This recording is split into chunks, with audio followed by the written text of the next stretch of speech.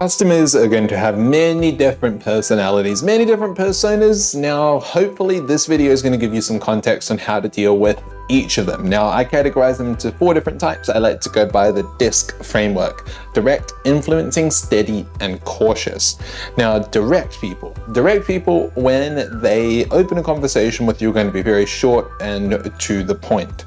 To the point meaning there isn't going to be many fluff words. They're not going to ask you really anything about you. They probably won't even ask you what your name is. They probably won't care if you don't ask them what their name is. They're more so interested in finding a specific item, and after they see the item, they might like it, they might not, and they might buy it, and they might not buy it. Now, these people, how can you deal with them? Number 1 is by being very similar to them. If a person wants you to show them something, go then get that item and show that item to them. And if the person then says, oh, it's too much money, maybe you just reply back to them and say, too much money compared to what exactly? And that is going to be able to maybe open the conversation a little bit further and get them to show some of their other sides, or you might be able to quite easily get to a sale. And now we're going to go back to direct after we cover the other ones though too. So D, and then we have I, is influencing. Influencing means this is a person that will love to chit and chat and chat and chat and chat and chat about many different things. They will talk to you about their home, they'll talk to you about where they're going on vacation next, they'll talk to you about the cruise they're taking, they'll talk to you about what they're going to have for dinner when they get home, they'll talk to you about what they're going to have for lunch before they have their dinner, and they'll keep talking and talking and talking. Now, this type of person, you are going to need to talk for quite a while with them too. In most cases, these are the kind of people where you end up spending a lot of extra time, which might lead to something and it might not lead to something. And now it is important that not just you straight away go about not answering their questions and try to direct them back into the topic, like as in jewelry and where you are, but you do need to be able to play along with them a little bit to be able to build some rapport, and then they know that you're a person that likes to talk as well, because they like to talk too. More people like people that are like themselves. Quite often, many people not so much like the opposing personality type to the type of person that they then are. And the influencing person, that's where ideally, let's say you're a sales manager or you're a person that's very much not like that, but you have another person in the store that you're working in that is a lot more chill. Don't really dive into the sale and get that other staff member and get that staff member to be able to then talk with that person. That is definitely going to make a big difference when it comes into dealing with influence. Now, steady. With steady, these are the type of people that need the help to be able to make the decision. This means you're going to be working with that person to be able to help them make the decision. They need words of confirmation, like, since we're talking about jewelry here, let's say, Jenny, you know what, Jenny, I really, really don't want you to purchase something today if you are going to tell me, or if you can't tell me that you're going to wear this every single day. So I want to help you find something that you can tell me, Jenny, that Jenny can tell to me that, yes, I am going to wear this sleeve on, and since I am going to wear this, that this is something I feel comfortable then purchasing.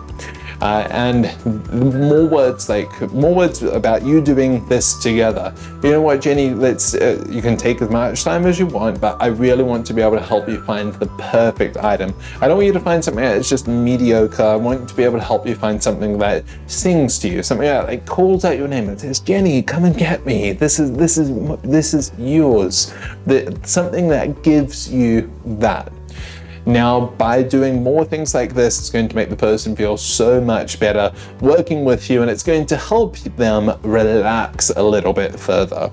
Now, the final one is then cautious. Cautious researchers. They're people that are quite often within technical fields. It might be doctors, they could be a nurse, they could be someone that's an engineer, for example. They like to research before they make decisions. Majority of their life, majority of what they've done as an occupation has been done all based upon research, statistics, reviews, results. They've written PhD papers, all of this kind of stuff. So That person is where, number one, you need to be able to have information for them available there in the store. Maybe the company that you're working for does not provide that. Then it's down to you to be able to get that information so you can actually show that person, maybe bookmark it on your phone so you can go through some of that information with this person. Maybe it's even just one page. So then when they tell you the famous words of, you know what, Levon, I need to go and do some research before I make a decision on making a purchase like this, you can say, absolutely, you know what, Ben, I agree. And I actually research this a lot too. So would you mind if I just very quickly showed you my favorite page that has given me information that even I didn't know about ruby rings like this? Now, Ben's going to say yes, because you also said if you very quickly, because do not forget, time is valuable to everyone these days, and you want to always say very quickly, you know, it's only going to take a minute. I just want to be able to show you this because I really understand what you're talking about here. And then maybe after they read through a couple of the things, now you could go back to then trying to close again because you've helped that person feel a little bit more comfortable. And who knows, maybe they feel more comfortable with you because they're like, okay, Levon, he's a researcher too. He actually researches this stuff. He's not just here to be able to sell these items. He actually really likes them. Now that is the DISC personality profiling, and these personas and having this framework can definitely help you with being able to deliver information more effectively to the people in front of you. Now remember again, this is framework. Since this is framework, this framework needs to be able to be applied to every individual in a sort of a different way. And it needs to be able to be applied authentically, as in from who you are as an individual, not by you just reading stuff from a script and you just putting it out there.